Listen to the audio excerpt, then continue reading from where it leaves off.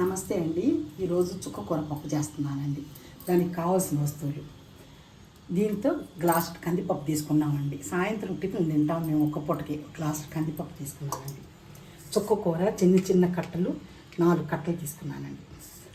పసుపు, కారం, ఉప్పు, మన తాలింపు గింజలు, తాలింపుకి ఎండుమిర్చి, కరివేపాకు, చిన్నులపాయలు, చింతపండు కొంచెం అండి. ఎందుకంటే చింతపండు నేను రసం తీసి పోస్తానండి, అందుకని వేడి నీళ్ళల్లో వేసి పెట్టుకున్నాను.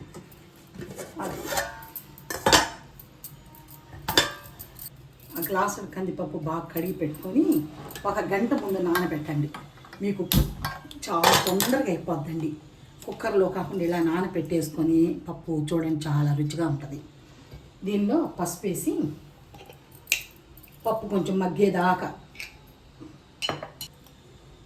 పప్పు కొంచెం చిట్లేదాకా చూసి అప్పుడు ఆకుకూర అన్నీ వేసుకోవాలండి. ఇప్పుడు ప్రస్తుతానికి ఇలా పెట్టి బాగా కాసేపట్లో ఉడుకుద్దండి. మీరు అనుకుంటున్నారు కానీ చాలా టైం పట్టుద్దని, నానబెడితే ఈజీగా ఉడికిపోతుంది.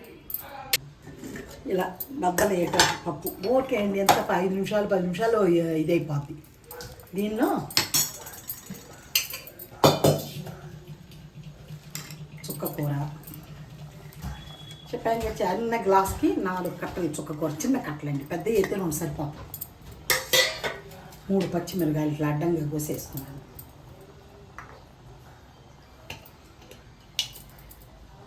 దీనిలో కారం,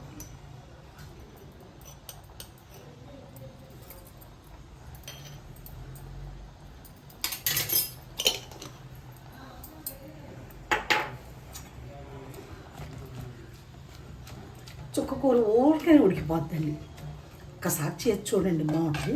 ఇక వీలు కాదనుకున్న వాళ్ళు కుక్కర్లో వేసుకోండి. కానీ దీనంత అసలు చుక్కకూర పప్పు ఎప్పుడైనా బాగానే ఉంటుంది, కానీ దీనంత రుచి రాదు విడిగా ఉడికిపెట్టినంత రుచి. ఇక వీలు పడిన వాళ్ళు చేసేది ఏం లేదు. చుక్కకూర కానీ పప్పులల్లా చుక్కకూర గోంగూరేనండి రారాజులాగా ఉంటాయి. మీకు తోటకూర, పాలకూర కొంచెం సప్పగా ఉంటుందండి. తోటకూర పులుసు కూర బాగానే ఉంటుంది, కానీ పప్పు అంతే ఎదురుగా ఉండదండి. తోటకూర వేపుడు కూడా బాగుంటుంది. ఈ మటికి చుక్కకూర కానీ గోంగూర కానీ పప్పు చాలా బాగుంటుందండి. ఒకసారి చేసి చూడండి. ఇట్లా వేసి మూత పెడితే ఊరికనే 2 నిమిషాల్లో మగ్గిపోద్ది.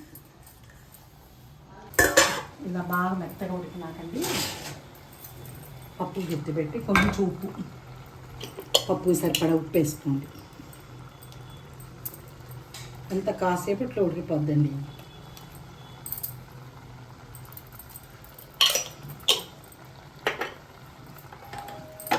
ఆపేసుకొని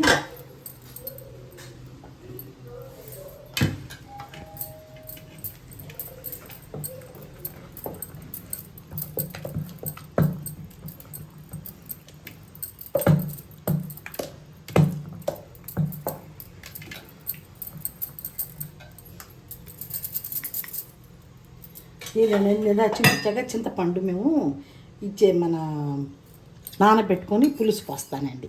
చింతపండు అట్లా పోస్తే మా ఇంట్లో పెద్దగా ఇష్టపడతాండి పిల్లలు కానీ ఏం కానీ. పోసి ఇలా పెట్టుకొని ఇంకా తాలింపు పెట్టుకున్నామండి.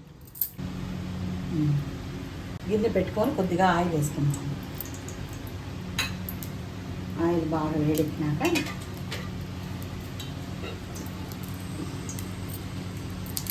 ఎండుమిర్చి తుంచేసుకున్నాం.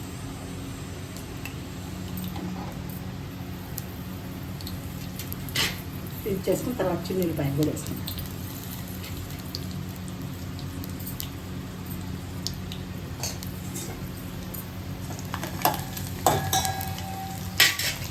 తర్వాత తాలింపు,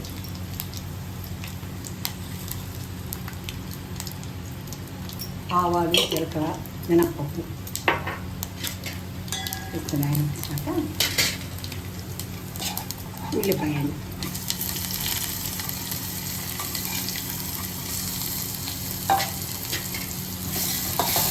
బాగా ఎర్రగా వేయించి తాలింపండి. బాండీ వేసుకొని పప్పు వేసుకునే కన్నా ఇలా గిన్నె పెట్టి తాలింపు వేసి అందులో కానీ పప్పు వేసేస్తే ఆ టేస్ట్ కూడా మార్పు ఉంటుందండి.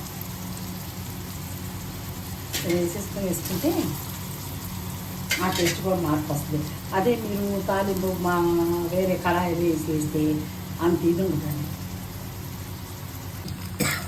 కరేపాకు వచ్చి బాగా ఉల్లిపాయలు వేసినాక కరేపాకు వేసుకొని పప్పు ఇందులో వేసేసేయాలి. చుక్కకూర పప్పు కానీ గోంగూర పప్పు కానీ మరీ పలసగా ఉండకూడదు, అలానే మరీ గట్టిగా ఉండకూడదండి. బాగా కరెక్ట్గా ఉంటే చాలా బాగుంటుంది. అసలు పలసన అస్సలు బాగోదండి, ఎందుకంటే అది టేస్ట్ పోద్ది. అట్లా బాగా గట్టిగానే ఉండాలి పప్పు. అంతేనండి. ఇది దించేసుకొని ఇది మా చుక్కకూర పప్పు అండి. ఒకసారి ఇలా చేసి చూడండి, ఎంతసేపు పట్టదు. ఎందుకు కందిపప్పుగా నానబెట్టి ఈజీగా 1/2 గంటలు ఉడికిపోతుందంట. ఒకసారి ఇట్లా వేసుకొని చూసి టేస్ట్ చూసి తినండి. మా ఛానల్ అండి నానమ్మ చేతుల రుచులు. లైక్ చేయండి, షేర్ చేయండి, సబ్స్క్రైబ్ చేసుకోండి.